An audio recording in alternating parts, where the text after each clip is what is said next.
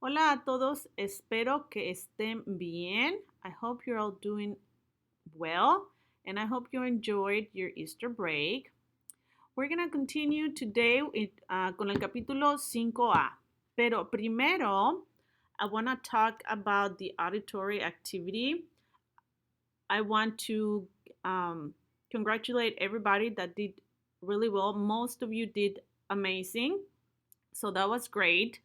For those of you who struggled, I know auditory is really hard. Trust me, I know what it is uh, to learn a second language and how auditory is one of the hardest parts, especially when you don't get to hear the language often. Okay, so um, those of you who struggled with it, you guys can do this again. Okay, and I want to give you a tip. So, when I made this video, I put uh, the captions in there. So, you can utilize the captions. I had that question from somebody. That's why I put them there so that you can read the captions, you can write it down, and you can help yourself from there. Also, utilize the vocabulary that I gave you the for the video. It is in order. So if you read this out loud, all right, listen for these words. Okay, remember that you don't need to know everything that they're saying, every single word. Just kind of listen for the words that you already know, the words in the vocabulary. Write down the closed captions so that you can see the script. You can highlight all the words that are in the vocabulary, and you can guide yourself and make out what they're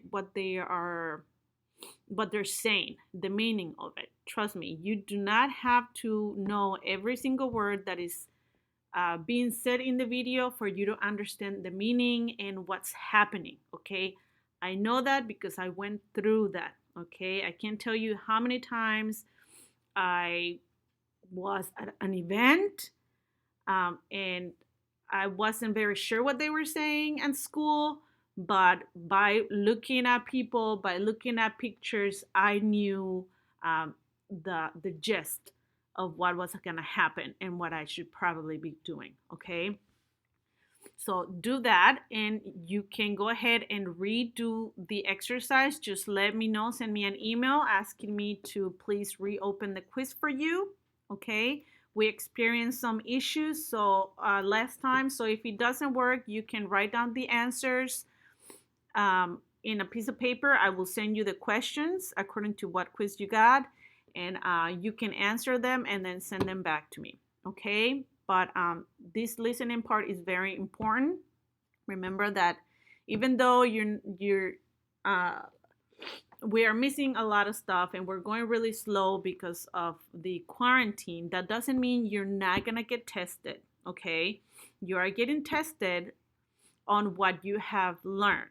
Okay, and part of that testing requires you to listen and understand and speak. Okay, and we'll talk about the testing. I'll send you an email about informing you uh, what that's gonna be like. Okay, all right, so let's move on. We're gonna continue again, like I said, con el capítulo 5A. If the Pearson book, electronic book, is still working for you all, I know not everybody is working, but for those of you whose Pearson Realize still works, we're in the section Vocabulario en Uso, and we're gonna be doing the Pearson Realize activity for El Incendio. Okay, today's objective is to write about emergencies, rescues, and heroic acts. All right, so for the vocabulary for the day, this is the vocabulary that you're gonna need and use. There will be no quiz today, but this vocabulary, you still need to write it down on your notebook for your exit ticket. All right, so let's begin with the vocabulary. Señora, it's a lady of about 30 years and up, maybe 25 if she's married, and she has children. Um, Otherwise, you call somebody a señorita, and that's a word that we use for teenagers and women who are not married and don't have children. Okay, so señorita is for like teenagers to like 20s and mid 20s. But if they never married and never had children, you call them señoritas. Okay, but for this exercise today, we're only gonna use señora, but you need these two on your notebook. All right. Moving on, the word vio. Vio is the word in the preterite from that comes from the verb ver, to see. Okay, vio, like él vio el fuego. He saw the fire. Llamó, it's the preterite of the word llamar. Llamar means to call. Llamó. I could say, él llamó a mi mamá. He called my mother. Llamó. Or, in the context of this chapter, you can say, él llamó por ayuda. He called for help. Llamó. Next one, investigó. Investigó. Investigó is the preterite of the word investigar. Investigar,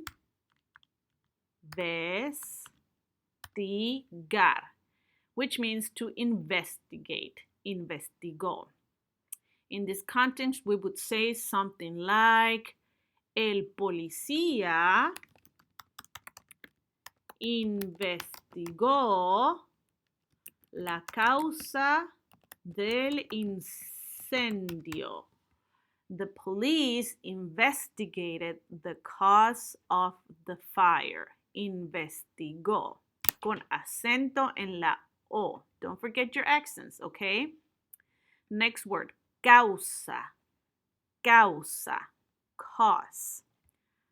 Apartamento. Apartamento. Apartment.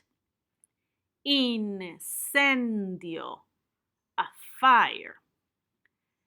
Destruyó.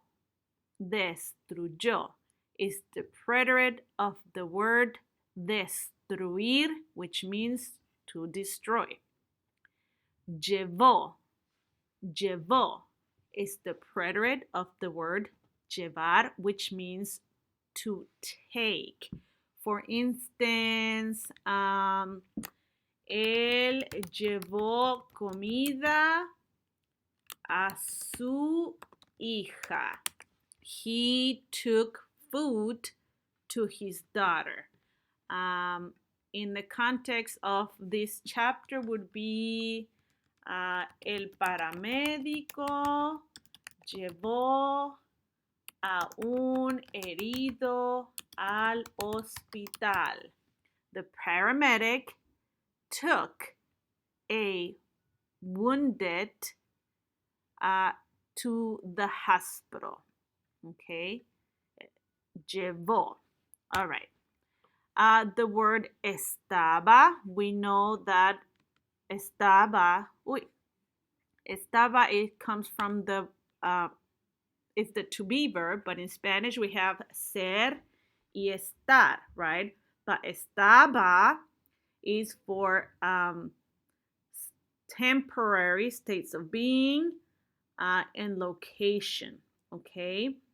So in this context, you could say something like, oh, I keep doing this.